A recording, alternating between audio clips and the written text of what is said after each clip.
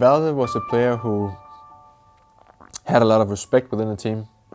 Everyone kind of looked up to him because I think he was at some point the star player and also the guy who everyone kind of relied on having a good game sometimes, I think.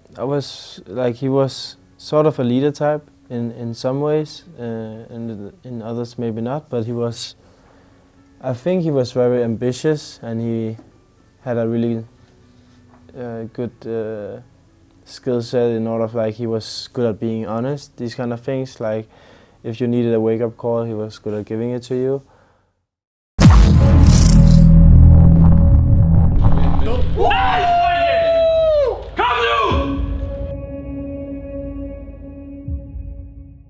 Valde had a really important role within the team.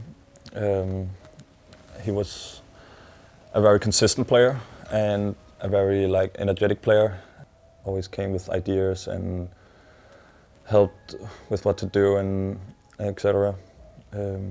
Yeah, it was really challenging for me personally because I had gotten some kind of revival. I was trying to be a lurker for the first time, and I was really fond of Valde becoming an in-game leader because I had seen his leading mentality when he really wanted he could be a leader. He was kind of raised to say his opinion, all these kind of things I saw in a leader.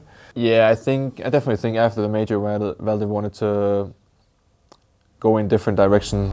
Talk to me a little bit about North. I mean, North, first of all, those jerseys, they look really sharp, right? I mean, I think North has been a team in 2019 that's found a lot of different kinds of successes, right? They haven't really found successes on the leaderboards or getting W's for their records, but they have been going through a lot of different roster changes. I mean, and Valde coming in with an IGL, and the struggle that I think North are running into is the barrier of being a top 10 team or top 15 team and trying to break into that top 10 team era. I think the nuances and the differences of these types of teams is so small, so minor that it takes a lot of time for these teams to get there. Okay. Guess who's in-game leading? And I said, I got no idea. He said, Gade. Gade's in the middle now. Ooh. He's taken over in-game leadership. That's from Jacob himself, and he's a man of honor, so we'll take that one for gospel. But this is a talking point because Valde took over the role. He wasn't shining in terms of the individual performances that he was previously. For Gade to take that, it's going to be quite interesting because on certain positions, certain roles, Gade's in the front line. So I'm going to be curious to see how this one pans on out. Well then, jump in. Let's do it. Gade with the defuse kit and the smoke. We'll have a look at the initial setup here from both teams. An aggressive stance from the CT, sending 3 players towards a connected position here. 4 players towards a playground for now. It's simple towards a connected position, just trying to sniff out the opposition here, but he's got his work cut out for him. 3 players here. If he gets 1, I'll be impressed. He's going to be swung on now, and he knows it. He's so ready for this, Alex. He knows where 2 more are, though, and he gone for the burst shot, gets 2. Don't see that too often. And now North, they're going to have to scramble. The site's wide open, and Na'Vi, ooh, great catch. Electronic both on the site, goes aggressive. From the 1 bullet towards Kiabi will take him down as the bomb ticks away at some pace now. The kit has been picked up. There's still 2 players to find, and he's the low HP as well. Diffuse coming through. Is it going to be enough? Not quite. Boomich will take both of them down there. Lovely work. Oh, this is a lovely spot from Valde. He's guaranteeing himself a frag, and no trade potential here from Na'Vi. They haven't even cleared out the bathrooms yet. Distinct advantage for Na'Vi on this take. Sees the head and eliminates it. Great work from Guardian, but the AWP still in play. Valde's rifle is still in play, and they're finding all the frags necessary. It's Electronic. It was Electronic past tense. Easy Steagle makes sure of that, and now puts Flamey in a 1 versus 3. A tall order, and Valde, he has had a huge round. Finds his 3rd to conclude it, and North with just 2 weapons find their 2nd. They're going to go for a contact play, but the CTs know exactly what's coming. They work it out time after time, but let's see if they can profit from it. Very similar scenes this time, though. AZ's there to back him up, and in a very big way. Lovely from AZ. The clock down as much as they possibly can as Electronic waiting close range with the smoke in front. They are going to boost behind it. Can he be flashed through? That'd be absolutely epic, but he just waits patiently at this point. He could really screw them up here. Oh my goodness! It's going to be 1, no 2 way. somehow. How did he gets ahead of AZ. I have no idea. This round is over. Yugi, you can get 1 shot. You have got the bomb, but you haven't got a chance to survive. Boomich confirms it. Let's not forget the man on your screens there, given a new burden, leadership, and so far on the T side, often where the calls hold the most weight, they have yet to post a round. That is the fact. Incendiary from Guardian, trying to buy some time. They know it's going to be an A-side attack. Simple confirms it. They can start rotating Flamey over at this stage. Guardian's trying to buy time. Wants to guarantee this round. Doesn't have to do anything too flashy here. Electronic with the second frag. Ace balls. It looks like Na'Vi have done enough. Just Yugi, a UMP. An impossible task. He's already spotted from Bank. Flamey's putting in the bullets as well. There's nowhere to go. Nothing to do. Na'Vi, perfect on the CT side of Overpass. 16-8 the final score. 9 rounds in a row.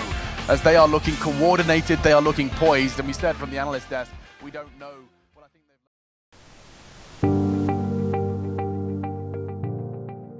they've... When I came into the team in, after DreamHack Malmö, it was really chaotic in the team. Valde has just left the team, and Niklas Gate decided he wanted to try to be the in-game leader. So they need a new player and asked me if I want to join the team. As you can see, I said yes. And I was of course really happy for that opportunity.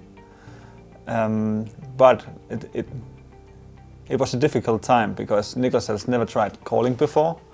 And when I came into the team, it was like really like what was my intention in the team? What was my role?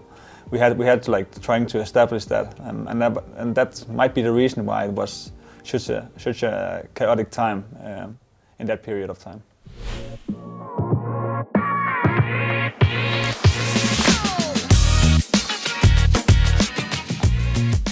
So after Valde left, I had my talks with both Christopher and Torbjørn, and I think, like in the back of my head, I always had an idea of me taking more responsibility, either as an in-game leader or just like a guy who helps out the captains. I think Gade and Valde was kind of similar in their playstyle, but Valde would be a bit more harsh, like tell people like when they were doing a mistake, and Gade wasn't as harsh. But on the other hand, he was more eager to learn. Like he was way more motivated. He was working harder. Yeah, Gade wanted to try out the in-game leader role when we had a really bad period and no one really wanted to do it. And we didn't really have the option to bring in an in-game leader. So Gade was the first guy to put up his hand and say I would do it. Everything was new for me, and I kind of had to find out what type of leader I wanted to be in and outside the game, and I think that it definitely took me like a month and a half before I kind of found my ground. But then I think we started to have some good practice, and I think I developed pretty quickly. But yeah, I think we didn't really get like anything going in that time. Everything was new, and I think some individual players were kind of in a slump. So that makes it really hard.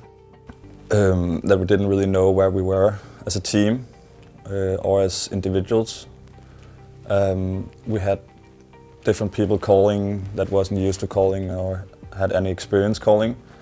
So for us, that was a period where we tested a lot and tried out a lot of new things, and I just think that it wasn't the right period to do it. It was definitely a rough period, and I think we kind of talked back and forth how to fix problems, but I never think we came to any solutions. And yeah, then we went to Odense for the Pro League finals, and it was just a shit show, I think. We all know that wasn't good enough. It just takes on your confidence. We all came to the realization that this was like rock bottom. When you do your passion, there's gonna be a lot of ups and downs. I think it was with mixed feelings that we went into Sevilla. To end the year on a high note, and I would say that we did that. So yeah, if you're a fan of me and if you're a fan of North, it's about trusting the process.